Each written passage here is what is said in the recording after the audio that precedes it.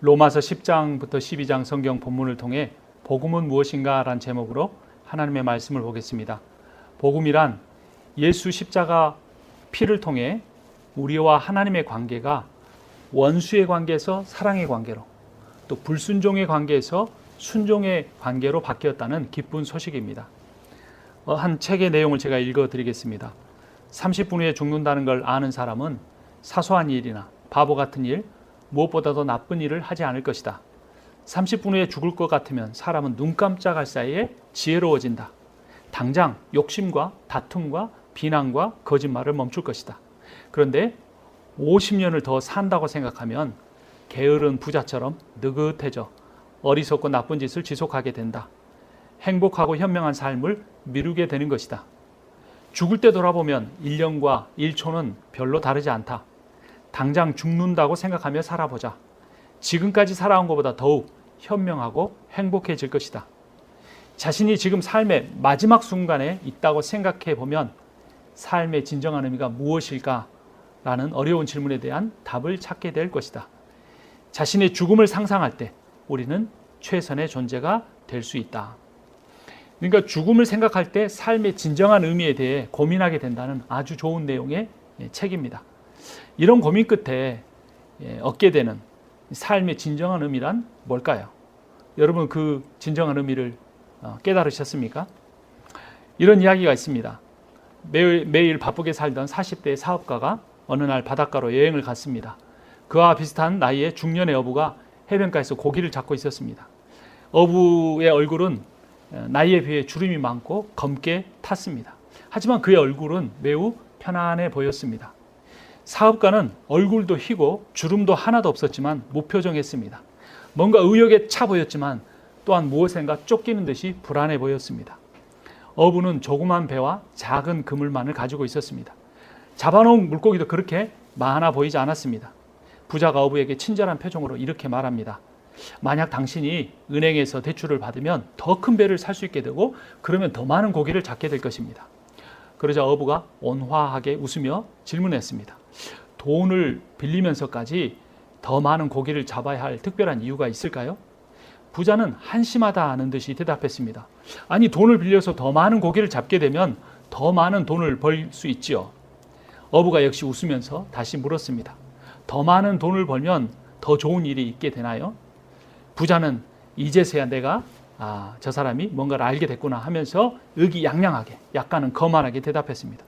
더 많은 돈을 벌면 더 큰 집을 사고 자녀들을 더 좋은 학교에 보낼 수 있고 자녀들을 더 좋은 조건으로 결혼을 시킬 수 있고 그 자녀들이 손주를 낳아 잘 살 수 있게 됩니다. 제가 바로 그런 삶을 살고 있습니다. 그러자 어부가 또 질문했습니다. 그리고 나서는요. 부자는 여기서 끝날 줄 알았는데 예상치 못한 또 한 번의 질문에 약간 당황하며 마지막으로 대답했습니다. 그리고 나면요? 그리고 나면 이제 은퇴를 하고 바닷가에 나와서 한가롭게 낚시나 즐길 겁니다. 사실 오늘 여행을 나온 이유도 은퇴를 하면 어디서 살까 알아보려고 온 것입니다. 저는 이렇게 인생의 계획에 대해서 철저한 사람입니다. 하고 겸연쩍게 웃었습니다. 어부가 갑자기 실망한 듯이 이렇게 마지막으로 말했습니다. 그렇군요. 그런데 저는 당신이 인생을 열심히 산 뒤에 은퇴를 한 뒤에 누리려고 하는 한가로운 삶을 이미 살고 있습니다. 라고 했습니다.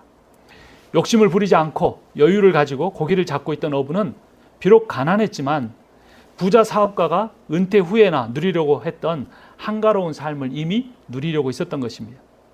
여유로운 삶의 비결은 더 많은 고기를 잡거나 더 많은 돈을 벌려는 욕심을 버리고 고기를 잡는 일을 즐기는 것이었습니다. 조금 가난하고 조금 불편하지만 조금 덜 소비하면서 살면 됐습니다. 가난한 어부의 삶의 여유가 그의 가난의 불편을 극복하고도 남게 했습니다. 가난한 어부는 고기를 많이 잡는 것보다 고기 잡는 일을 즐기는 것을 훨씬 더 중요하게 여겼습니다.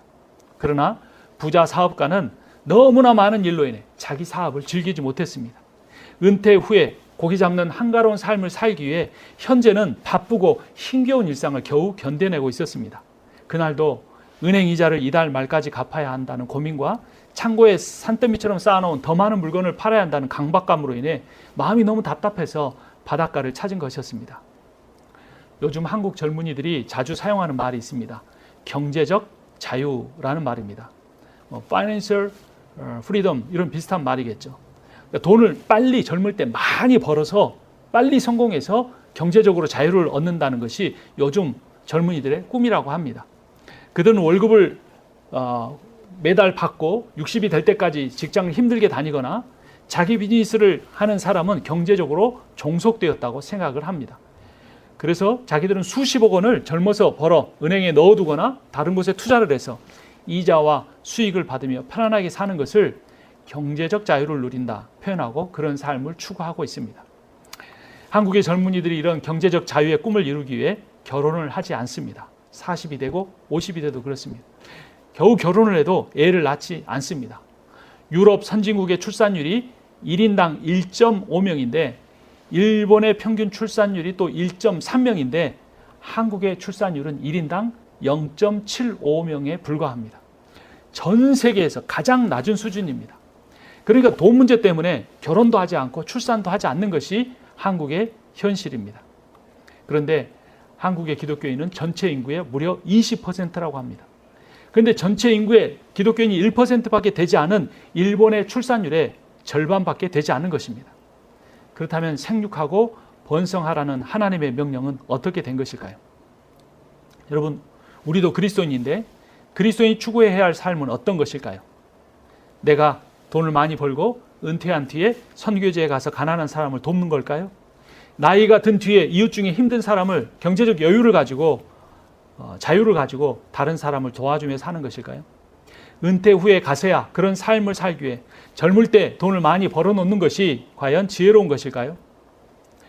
물론 부자 사업가처럼 자신을 위해 부자가 되는 것은 아니지만 타인을 돕기 위해서 선교를 하는 것이고 그것을 위해 부자가 되는 것이라면 내가 돈 버는 일에만 최선을 다하고 우선순위를 두는 것이 멋지고 괜찮은 삶일까요?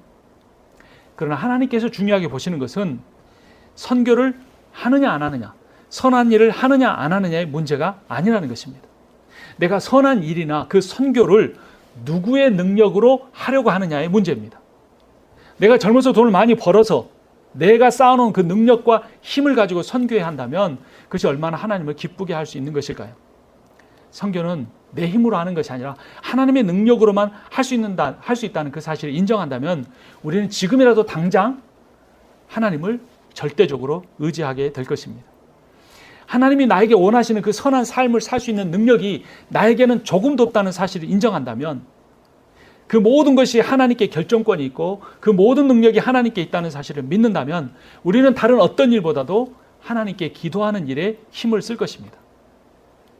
부자 사업가처럼 은퇴한 뒤에야 여유로운 자신의 로망을 실천하는 것이 아니라 비록 지금 가난하지만 행복한 어부처럼 현재 일상에서 여유로운 삶을 살아가는 지혜를 얻기 위해 매일 성경을 읽고 묵상하고 적용하려고 노력하게 될 것입니다. 기도와 말씀을 통해 얻을 수 있는 하나님이 기뻐하시는 삶을 사는 지혜는 어떤 것일까요? 로마서 12장을 보겠습니다. 1절 말씀 같이 읽습니다. 형제 자매 여러분, 그러므로 나는 하나님의 자비하심을 힘입어 여러분에게 권합니다. 여러분의 몸을 하나님이 기뻐하실 거룩한 산 제물로 드리십시오. 이것이 여러분이 드릴 합당한 예배입니다. 하나님을 기쁘시게 하는 그 지혜는 몸을 드리는 겁니다. 근데 이 1절의 몸은 이 살덩어리를 의미하는 사륵스가 아니고 인격을 의미하는 소마입니다. 그러니까 사람 몸을 제물로 바치는 인신 제사를 드리라 이 의미가 아니고 내 삶이, 내 일상이, 내 마음이 하나님께 향기로운 예배가 되게 하라는 것입니다.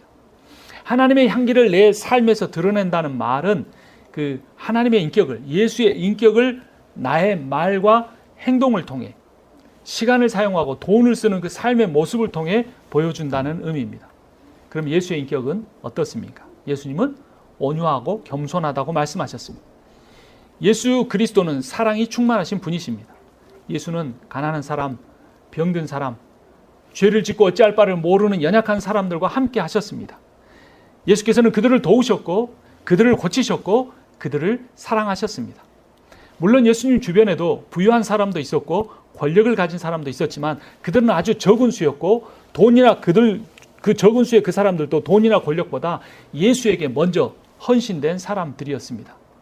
그런데 이 시대의 흐름은, 이 시대만 아니라 많은 교회 크리스찬들의 쫓아가는 그 삶의 중심에는 돈과 성공과 권력과 즐거움의 추구가 있습니다. 바울은 이런 세상의 이기적인 추구로부터 벗어나는 방법을 하나님의 뜻으로 자신의 마음을 새롭게 한다라고 표현했습니다. 그 하나님의 뜻이 무엇일까요? 2절 말씀 같이 읽겠습니다. 여러분은 이 시대의 풍조를 본받지 말고 마음을 새롭게 함으로 변화를 받아서 하나님의 선하시고 기뻐하시고 완전하신 뜻이 무엇인지를 분별하도록 하십시오. 하나님의 뜻이 세 가지로 표현됩니다. 첫 번째, 하나님의 여러분을 향한 뜻은 선하십니다. 비록 여러분의 삶이 힘들고 어려울지라도. 두 번째, 하나님의 여러분들을 향한 뜻은 여러분을 기뻐하시는 겁니다. 비록 여러분의 삶이 때론 시험에 빠지고 죄를 짓는다고 할지라도. 마지막 세 번째로, 하나님의 여러분을 향한 뜻은 완전한 것입니다. 비록 여러분이 불완전하여 넘어지고 실패할지라도. 그런데 많은 그리스도인들이 주일 예배 시간을 제외하고는, 아니 그 주일 예배 시간조차도 하나님의 이 선하시고 기뻐하시고 온전하신 뜻보다는 이 시대의 풍조인 돈과 성공을 따라 살려고 합니다. 그래서 많은 사람들이 교회를 다니는데 복음을 오해합니다. 오늘 설교의 제목이 복음이란 무엇인가인데, 그 복음을 내가 이 세상에서 복받고 그 받은 복을 가지고 교회 일하고 죽어서는 천국 가는 것을 복음이라고 오해합니다. 이런 사람은 자신의 인격을 통해 하나님의 일을 하려고 하지 않고 자신의 성공과 자신의 능력과 자신의 지혜와 때로는 자신의 돈과 힘으로 하나님의 일을 하려고 합니다. 여러분, 세상 일만 아니라 하나님의 일도 비교가 아닌 다른 사람과 조화를 통해 해야 합니다. 성공이 아닌 낮아짐을 통해서 일해야 합니다. 무엇인가 성취해내는 것을 통해서가 아니라 사랑을 통해 일해야 합니다. 절대로 다른 사람과 비교를 통해서 자신의 가치를 찾으려고 하지 마십시오. 내가 무엇에 어떤 일에 성공했는가, 내가 어떤 목표를 이루었는가를 통해 자신의 가치를 발견하려고 하지 마십시오. 또한 내가 스스로 하나님 안에서 나를 만족하면 되는데 다른 사람을 만족시키기 위해서 여러분의 인생을 살지 마십시오. 부모를 만족시키기 위해 인생을 살지 마십시오. 자식을 만족시키기 위해서, 때로는 배우자를 만족시키기 위해서 인생을 살지 마십시오. 때로는 선배나 후배, 친구를 자신과 비교하며 인생을 살지 마십시오. 하나님이 주신 분량 안에서 내가 스스로 만족하면 됩니다. 내가 스스로 감사하면 됩니다. 이것을 자족의 원리라고 합니다. 이 자족의 원리는 경제적 부분만 아니라 영적인 부분에서도 마찬가지입니다. 중요한 것은 교회의 직분이 무엇인가가 아닙니다. 내가 교회에서 어떤 봉사를 하는가가 아닙니다. 내 은사가 무엇인지 발견하고 자신의 분량과 분수에 맞게 섬기면 되는 겁니다. 3절 말씀 같이 읽겠습니다. 나는 내가 받은 은혜를 힘입어서 여러분 각 사람에게 말합니다. 여러분은 스스로 마땅히 생각하는 것 이상으로 생각하지 말고 하나님께서 각 사람에게 나누어 주신 믿음의 분량대로 분수에 맞게 생각하십시오. 이 말씀에 의하면 교회 안에서는, 하나님의 나라에서는 잘하고 못하고가 없습니다. 더 나은 은사, 더 못한 은사가 없습니다. 교회 안에서는 더 나은 사람, 더 못한 사람이 없습니다. 모두가 귀하고 모두가 소중하고 모두가 아름답습니다.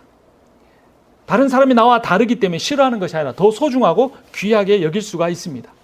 다름은 비교와 판단의 이유가 아니고 서로 섬겨야 하는 이유입니다. 인간은 서로 다르기 때문에 비교해야 하는 타인이 아닙니다. 인간은 서로 다르기 때문에 나와 다른, 내가 가진 은사를 없는 그 사람을 도와야 하고 내가 가지지 못한 은사를 가지고 있는 그 사람을 통해 내가 도움을 받아야 합니다. 그렇게 서로 부족한 면을 도우며 섬길 때 서로를 돕는 온전한 공동체가 되는 겁니다. 개개인은 부족하지만 그 개개인이 만나서 서로를 의지하고 살아갈 때 서로 하나가 되면서 하나 된 공동체가 완전해지는 것입니다. 이것을 한 몸의 원리라고 합니다. 4절을 제가 읽고 5절을 같이 봅니다. 한 몸에 많은 지체가 있으나 그 지체들이 다 같은 일을 하는 것이 아닙니다. 이와 같이 우리도 여럿이지만 그리스도 안에서 한 몸을 이루고 있으며 각 사람은 서로 지체입니다. 여러분의 눈과 귀는 얼마나 가깝습니까? 여러분의 손과 발은 서로를 얼마나 귀하게 여기고 있습니까? 달리 표현할 방법이 없습니다. 한 몸이다, 내 몸이다라고 하면 끝입니다. 근데 교회에 우리의 이 구성원들이 한 몸이라는 겁니다. 지체라는 겁니다. 그러면 어떻게 할 때 우리가 서로 한 몸이라는 것을 알 수 있을까요? 10절을 제가 읽고 11절을 같이 봅니다. 형제 사랑으로 서로 다정하게 대하여 존경하기를 서로 먼저 하십시오. 열심을 내어서 부지런히 일하며 성령으로 뜨거워진 마음을 가지고 주님을 섬기십시오. 여러분, 예수 안에 살면, 그러니까 바꿔 말하면 성령 충만하면 내가 어른이어도 어린아이도 무시하지 않습니다. 길가의 홈리스의 인격도 존중하게 됩니다. 그들을 긍휼히 여기고 사랑할 수 있게 됩니다. 현재의 삶에서 나와 가까운 사람, 특별히 교회 공동체를 사랑하고 존중하고 섬기는 그리스도인의 삶이 바로 복음을 누리는 삶이고, 복음을 안 믿는 사람에게 보여주는 삶이고, 그 복음을 실천하며 사는 삶입니다. 복음이란 무엇입니까? 복음이란 말은 끊어진 관계가 회복되었다라는 의미입니다. 이전에 하나님과 우리의 관계가 어떤 관계였습니까? 원수였습니다. 우리가 하나님을 떠났고 배신했고 하나님은 우리를 심판하고 죽이셔야 했습니다. 우리의 죄 때문에 원수가 된 것입니다. 죄의 본질은 내가 하나님 없어도 나 혼자 잘 살 수 있다. 주일에 한 번이면 족하고 나머지 주일은 내 뜻대로 산다라는 것입니다. 하나님의 의로우심에 영광을 돌리지 않고 내가 의롭다. 나는 이만큼 정직한 사람이다. 나는 이만큼 착한 사람이다. 라는 자기의 의로 교만해지는 것이 죄의 본질입니다. 로마서 10장으로 조금 앞으로 가봅니다. 로마서 10장 3절 말씀 함께 읽습니다. 그들은 하나님의 의를 알지 못하고 자기 자신들의 의를 세우려고 힘을 씀으로써 하나님의 의에는 복종하지 않게 되었습니다. 그래서 아담이 하나님을 떠났습니다. 자기 의를 내세우기 위해서. 하나님을 떠난 아담은 자기 후손인 인류와 온 세상을 죄와 사망으로 가득 차게 했습니다. 서로 사랑함이 아닌 나의 자아를 실현하는 것, 내가 성공하는 것, 내 인생의 경제적 자유를 이루는 것이 타락한 인간의 목표가 되었습니다. 그리고 심지어 교회 안에서도 그 목표를 누가 더 빨리 이루는가를 따라서 그 사람의 믿음이 좋다, 그 사람이 하나님께 복받았다라고 단정하는 세상이 되고 말았습니다. 그런 인간이 이룰 수 있는 의는 아무것도 없습니다. 그래서 하나님의 아들 예수께서 인간이 되어 세상에 오셨습니다. 그리고 우리의 죄를 위하여 십자가에서 우리의 대신 죽으셨습니다. 그분의 죽으심으로 우리는 우리의 죄값을 치르지 않아도 됩니다. 우리가 우리의 죄값을 치르지 않아도 된다는 것이 바로 복음의 내용인데, 이것은 복음의 절반에 해당하는 내용입니다. 우리의 의와 구원은 우리를 위해 십자가에 죽으신 예수 그리스도를 통해 완전하게 영원히 성취되었다. 이것이 복음의 절반입니다. 그럼 그 복음의 나머지 절반의 내용은 무엇일까요? 그것은 앞서 말씀드린 깨어진 하나님과의 관계가 회복되었다는 겁니다. 그러니까 죄값을 치르지 않는 걸로 끝나는 게 아니고, 거기서 끝나는 것이 아니고 하나님과 나의 관계가 회복된 것이 더 중요한 겁니다. 원수의 관계가 사랑의 관계가 되었습니다. 불순종의 관계가 순종의 관계가 된 것입니다. 그런데 더 놀랍고 더 기쁜 것은 하나님과 나와의 관계가 회복될 때 나와 다른 사람과의 관계도 회복된다는 것입니다. 그래서 예수 믿는 사람은 대부분의 사람을 사랑할 수 있습니다. 안 믿는 사람들은 자기 가족도 사랑하지 하지만 사랑합니다. 안 믿는 사람 친구를 사랑할 수 없지만 우리는 사랑할 수 있습니다. 근데 우리라고 해서 다 사랑할 수 있는 것은 아닙니다. 자신에게 상처를 준 사람, 자신이 이해하기 힘든 말과 행동을 자주 하는 사람, 내 인생에 큰 피해를 입힌 사람을 사랑한다는 것은 쉽지 않습니다. 그러나 우리가 로마서 말씀을 묵상하면서 반드시 기억해야 할 내용이 있습니다. 악인을 선으로 대하면 내가 선으로 그 악을 이기는 것이지만, 내가 악한 사람을 악으로 대하면 내가 가진 악으로 그 악에게 진다는 것입니다. 다시 로마서 12장 17절로 가보겠습니다. 그렇다면 우리가 어떻게 악인을 대해야 합니까? 같이 읽습니다. 아무에게도 악을 악으로 갚지 말고 모든 사람이 선하다고 생각하는 일을 하려고 애쓰십시오. 구원이란 내가 개인적으로 복받고 내가 개인적으로 천국 가는 것이 아닙니다. 구원이란 내가 고난을 받으면서까지 예수님의 다스림을 받으려고 애쓰는 것입니다. 내가 성령의 인도하심을 받는 것이 힘들지만 그 성령의 인도하심을 따라 원수까지라도, 악한 사람까지도 사랑하시는 예수의 인격을 닮아가는 것입니다. 하지만 원수를 사랑한다는 것, 그것은 인간으로서 참 불가능한 일입니다. 여기에 그런데 오늘 로마서 말씀 12장 19절에 하나님의 원수 사랑의 원리가 있습니다. 첫 번째 원리는 하나님께서 대신 원수를 갚아준다는 믿음을 갖는 겁니다. 19절 말씀 같이 읽습니다. 사랑하는 여러분은 스스로 원수를 갚지 말고 그 일은 하나님의 진노하심에 맡기십시오. 성경에도 기록하기를 원수 갚는 것은 내가 할 일이니 내가 갚겠다고 주님께서 말씀하신다 하였습니다. 두 번째 원리는 악한 사람이 변화되어서 자기 잘못을 스스로 깨닫게 하는 것입니다. 20절 같이 봅니다. 내 원수가 줄이거든 먹을 것을 주고 그가 목말라 하거든 마실 것을 주어라. 그렇게 하는 것은 내가 그의 머리 위에다 숯불을 쌓는 셈이 될 것이다 하였습니다.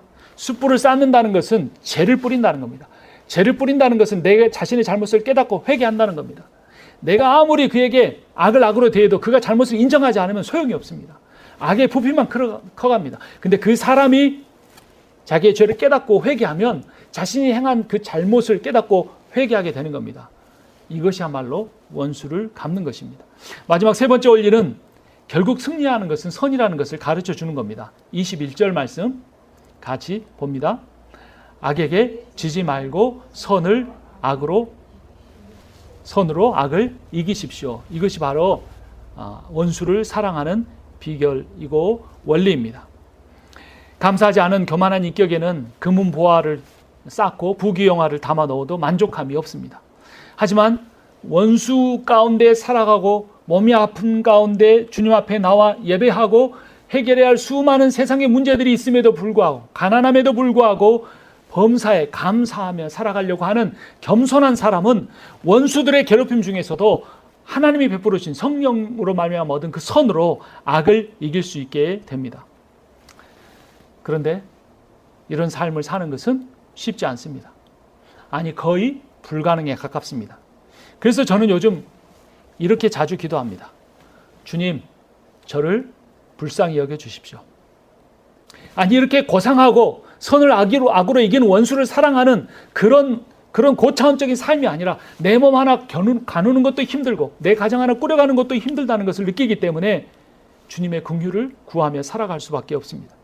구원이란 자아로부터 벗어나 하나님 아버지의 마음을 갖고 온 세상을 사랑하는 것인데 때로는 내 자아로부터 벗어나지 못하는 모습을 발견합니다. 하나님의 마음을 갖지 못하고 살아가는 시간이 훨씬 더 많음을 깨닫게 됩니다. 사람을 사랑하지도 못하고 심지어는 내 자신도 사랑하지 못한 채로 정신없이 하루하루를 살아갈 때가 너무나 많다는 것입니다. 그렇기 때문에 이렇게 기도할 수밖에 없습니다. 주 예수여, 은혜를 내려 주옵소서. 아버지가 지금도 살아계시고 나를 사랑하신다는 사실을 믿게 해주십시오. 성령이여 내가 하나님의 뜻을 깨닫고 깨달은 뜻대로 살게 해주십시오 라고 탄식하며 기도할 수밖에 없습니다. 우리는 하나님의 은혜와 사랑을 누릴 때에만, 우리는 성령에 충만할 때만 예수 그리스도의 복음을 누리고 그 복음을 다른 사람에게 보여주고 실천하며 살아갈 수 있게 됩니다. 성경은 분명히 우리에게 이 복음 전파의 삶을 살라고 명령합니다. 다시 앞에 10장으로 가봅니다. 10장 13절부터 15절까지 교대로 읽습니다. 주님의 이름을 부르는 사람은 누구든지 구원을 얻을 것입니다. 그런데 사람들은 자기들이 믿은 적이 없는 분을 어떻게 부를 수 있겠습니까? 또 들은 적이 없는 분을 어떻게 믿을 수 있겠습니까? 선포하는 사람이 있으면 어떻게 들을 수 있겠습니까? 15절 같이 읽습니다. 보내심을 받지 않았는데 어떻게 선포할 수 있겠습니까? 성경에 기록한 바 기쁜 소식을 전하는 이들의 발걸음이 얼마나 아름다우냐 한 것과 같습니다. 복음을 전파하는 삶을 산다는 것은 무엇입니까? 말로만 아니라 삶으로 보여주는 것입니다. 어떻게 하는 것이 복음을 전하는 것뿐만 아니라 보여주는 삶일까요? 12장으로 다시 돌아가 봅니다. 12장 16절 말씀 마지막으로 한번 같이 읽겠습니다. 서로 한 마음이 되고 교만한 마음을 품지 말고 비천한 사람들과 함께 사귀고 스스로 지혜가 있는 채 마십시오. 여러분, 오늘 설교의 제목이 무엇이었습니까? 복음이란 무엇인가입니다. 복음이란 종교 생활을 얼마나 잘했는가를 기준 가지고 어떤 사람은 천국 보내고 어떤 사람은 지옥 보내는 그러한 이야기가 아닙니다. 복음이란 예수가 세운 사랑의 나라, 예수가 세운 정의의 하나님 나라에 성령의 인도하심을 따라 참여하고 다른 사람에게 보여주고 그 복음을 내 입으로 전파하라는 기쁜 소식입니다. 그래서 이렇게 복음을 따라 살고 복음을 보여주고 복음을 전하는 삶의 결과가 원수 관계를 사랑의 관계로 변화시키기까지 하는 것입니다. 오늘 설교의 시작을 부자 사업가와 가난한 어부의 이야기로 했습니다. 부자 사업가는 젊을 때 돈을 많이 벌어서 나이 들어서 한가로운 낚시를 하는 것이 그의 꿈이었습니다. 가난한 어부는 젊을 때 돈을 조금 적게 벌더라도 고기 잡는 일을 즐기면서 하기를 원했습니다. 그런데 놀라운 것은 가난한 어부는 부자 사업가가 그토록 원하는 삶을 이미 누리고 있었다는 것입니다. 부자 사업가는 그 가난한 어부와의 대화를 통해 큰 깨달음을 얻었습니다. 그 깨달음이 무엇입니까? 미래의 꿈을 위해서 현재의 삶을 희생하는 것은 지혜롭지 못하다는 것입니다. 미래에 가서 여유를 가지고 경제적 자유를 가지고 하나님의 일을 하기 위해 지금은 세상을 99% 쫓아가는 삶은 더 지혜롭지 못하다는 것입니다. 지혜로운 삶이란, 복음을 쫓아 사는 삶이란 내 삶의 목표를 조금 줄이는 겁니다. 내 욕심을 조금 줄이는 겁니다. 그리고 지금의 일상의 삶을, 내가 매주 드릴 수 있는 이 예배에 참여하는 기쁨을, 내가 평소의 삶에서 찾기 힘들지만 성령을 추구하며 간절히 기도할 때 떠올리게 하는 그 사람에게 복음을 전도하는 삶을 내가 살아가려고 노력하는 것입니다.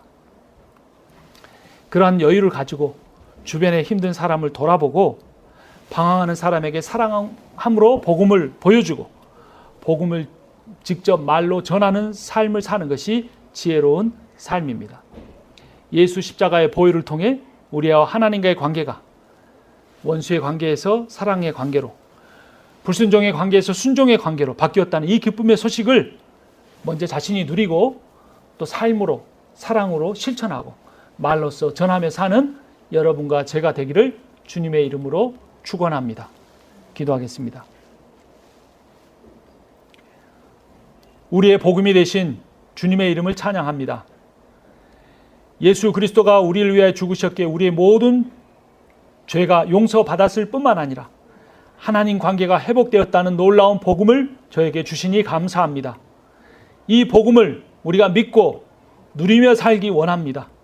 또한 이 복음을 우리 주변의 사람들에게 보여주고 그 복음으로 섬기고 사랑하며 또 말로 전하기를 원합니다. 이 말씀 주신 주님께서 그렇게 살게 해 주실 것을 믿사오며 예수 그리스도의 이름으로 기도합니다. 이제는 우리 주 예수 그리스도의 은혜와 하나님 아버지의 크고도 놀라우신 사랑과 성령의 위로하시고 교통하시고 충만케 하시는 역사하심이 오늘 또 한 번의 예배를 드리고 말씀을 들으며 복음을 믿고 누리고 전하는 삶을 살겠다고 다짐하는 모든 이들 가운데 지금부터 영원토록 함께 있기를 축원하옵나이다. 아멘.